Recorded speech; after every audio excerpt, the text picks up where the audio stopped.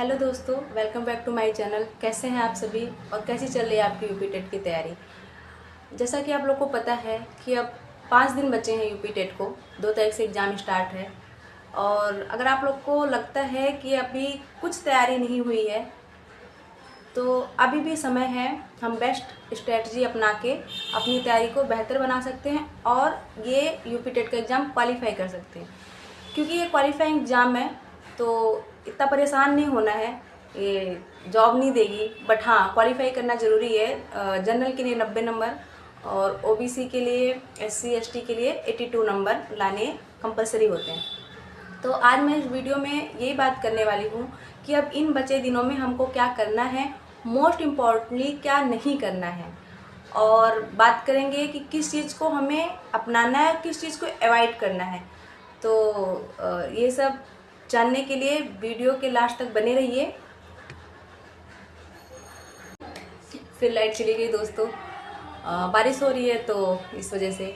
चलिए हम अपनी बातों को आगे बढ़ाते हैं। तो सबसे पहले हम बात करते हैं कि हमें इस टाइम में क्या नहीं करना है। तो अभी जो भी आपने पढ़ा है, बस नया कुछ नहीं पढ़ना है। सिलेबस कंप्लीट हुआ है नहीं हुआ है डजंट मैटर, हमें नया कुछ नहीं पढ़ना है। हमने जितना पढ़ा है हम वही रिवाइज करेंगे। और पॉसिबल हो सके अगर आपने नोट्स बनाए हैं या बुक से पढ़े हैं तो उसी से पढ़े, वीडियो को अवॉइड करें। अगर आपको वीडियो देखना है तो आप मैराथन्स देख सकते हैं, वो भी उन टीचरों की जिससे आप पढ़ चुके हैं। नए टीचर की नई वीडियोस देखना हम लोग को डिस्टर्ब भी करेगी, क्योंकि जब हम नई वीडियो देखेंगे हमको लगेगा अरे हमने ये तो पढ़ा ही नहीं है, ये छूट रहा है वो छूट रहा है, तो इससे हमारा मोटिवेशन डाउन होगा। हम परेशान होंगे कि सारी चीज़ें छूटी हुई है। तो हमको सबसे पहले यही करना है कि हमको कोई भी नया टॉपिक, नए वीडियोज़ नहीं देखने। हमने जो पढ़ रखा है हमको उसी को रिवाइज करना है। और इस समय सारे सब्जेक्ट के मैराथन यूट्यूब पे सभी लोग अपने अपने चैनल पे ला रहे हैं। आप जो चैनल, जो टीचर की पढ़ाई आपको समझ में आती है आप उनके मैराथन देख लो। इससे ये होगा कि हमको आइडिया मिल जाएगा कि जो क्वेश्चंस होते हैं वो किस हिसाब से आते हैं। तो हमको प्रैक्टिस सेट सॉल्व करने जितने पॉसिबल हो सके मैराथन्स देखने के बाद, रिवीजन करने के बाद, और प्रीवियस ईयर भी लगाना है। प्रीवियस ईयर लगाने से ये फ़ायदा होता है कि हमको क्वेश्चन का सही तरीका पता होता है, कैसे क्वेश्चन आते हैं। बहुत सारे प्रैक्टिस सेट होते हैं, वो क्वेश्चनों के सेट तो दे देते हैं बस उसमें बहुत सारी त्रुटियाँ होती है। तो मुझे प्रैक्टिस सेट से ज़्यादा मैं प्रीफर करती हूँ कि मैं प्रीवियस ईयर के पेपर लगाऊँ, उस टॉपिक से जुड़े सारी चीज़ों को रिवाइज कर लूँ, कंप्लीट टॉपिक। क्योंकि मैंने प्रैक्टिस सेट ले रखा है किरण पब्लिकेशन का, उसमें बहुत गलतियाँ हैं, मैंने बहुत गलतियाँ देखी है। तो फिर मेरा मन ही नहीं होता कि मैं बुक से वो प्रैक्टिस सेट लगाऊँ। तो आप लोग भी हमेशा एक प्रीवियस ईयर प्रीफर कीजिए, उसको लगाइए, मैराथन देखिए, और जो टॉपिक आप पढ़ चुके हो वो बार बार रिवाइज कीजिए। 2 बार, 3 बार, 4 बार, जितनी बार पॉसिबल हो सके वो रिवाइज कीजिए। अब बात करते हैं, ये जो यूपी टेट के लिए सबसे मोस्ट इम्पॉर्टेंट सब्जेक्ट होता है सीडीपी। क्योंकि हम लोग हर सब्जेक्ट पढ़े होते हैं कहीं ना कहीं। हिंदी हर कंपटीशन में आती है, गणित लगभग हर कंपटीशन में आती है, जिन्होंने इंग्लिश ली है वो भी लगभग हर कंपटीशन में आती है। ईवीएस का भी कुछ पार्ट हम लोग पढ़ते ही पढ़ते हैं। बचा संस्कृत और सीडीपी।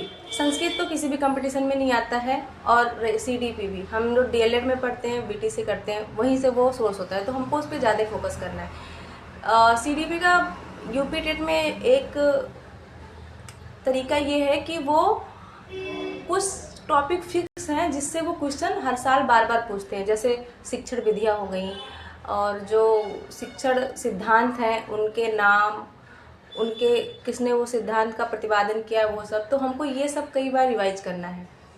और फिर मैथ में कुछ टॉपिक जैसे संख्या पद्धति के क्वेश्चन आते ही आते हैं, औसत के क्वेश्चन आते ही आते हैं, और परसेंटेज के भी आते हैं, अनुपात समानुपात के क्वेश्चन आते हैं। तो ये सब टॉपिक हमको रिवाइज कर लेने हैं।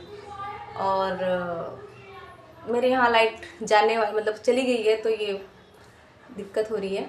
आपको लास्ट में यही कहना है मुझे कि आप परेशान मत होइए, डिमोटिवेट मत होइए, अपना आत्मविश्वास बनाए रखिए। क्योंकि एग्ज़ाम हॉल में अगर हम जाते हैं, हमको सब आता है, उसके बाद अगर हमारा आत्मविश्वास डगमगाया है, हम घबराए हैं, तो हम आते हुए बहुत सारे आसान क्वेश्चन गलत कर देते हैं। ये मेरा पर्सनल एक्सपीरियंस है। और किसी का भी सिलेबस पूरा नहीं होता है, सच मानो कोई टॉपर भी होगा उसका भी सिलेबस पूरा नहीं होता है, बट हाँ उसने जितना पढ़ा है उसको वो बार बार रिवाइज करता है, तो उस चैप्टर से आए हुए, उस टॉपिक से आए हुए उसका कोई भी क्वेश्चन गलत नहीं होता है।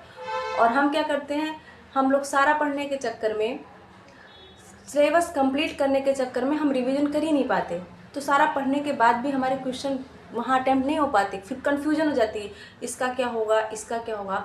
तो लास्ट टाइम में हमको ये ध्यान रखना है कि हमको नया कुछ नहीं पढ़ना है।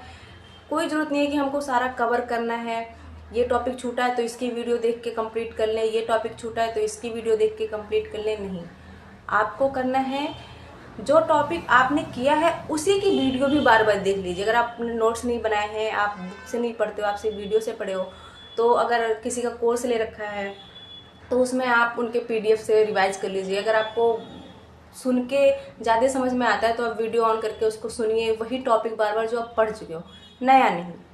तो इसी के साथ मैं वीडियो का एंड करती हूँ, और आप लोग अपनी तैयारी अच्छे से कीजिए, फुल आत्मविश्वास के साथ एग्ज़ाम दीजिए, अपने एक्सपीरियंस शेयर कीजिए, और ऑल दी बेस्ट। अब मिलते हैं नेक्स्ट वीडियो में नेक्स्ट टॉपिक के साथ। अगर आपको कुछ जानना है तो आप कमेंट बॉक्स में ज़रूर अपनी क्वेरी रखिएगा, मैं कोशिश करूँगी कि मैं उसका जवाब दे सकूँ।